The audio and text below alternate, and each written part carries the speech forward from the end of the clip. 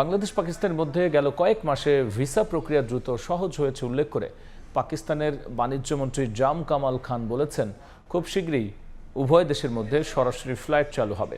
সকালে চট্টগ্রামে chamber of কমার্সের ব্যবসায়ী নেতাদের সঙ্গে বৈঠকে তিনি কথা বলেন। এছাড়াও দুই দেশের মধ্যে ব্যবসা বাণিজ্য বাড়াতে শনিবার 24টি ওয়ার্কিং গ্রুপ সই হবে বলেও জানান তিনি। এ সময় তার সঙ্গে ছিলেন বাণিজ্য উপদেষ্টা শেখ বশিরউদ্দিন। তিনি জানান, দুই দেশের মধ্যে ব্যবসা বাণিজ্য এগিয়ে নেওয়ার ব্যাপারে অপার সম্ভাবনা রয়েছে।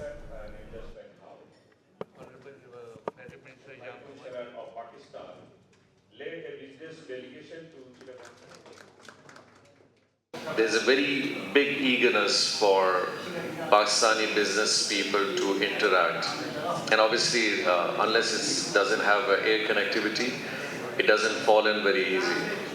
Inshallah, we are at the process of finalizing things in between the Ministry of Aviation of both the countries. আমাদের আমদানি এবং রপ্তানি উভয়ের সক্ষমতা বৃদ্ধি করা এবং যেসব সহযোগিতার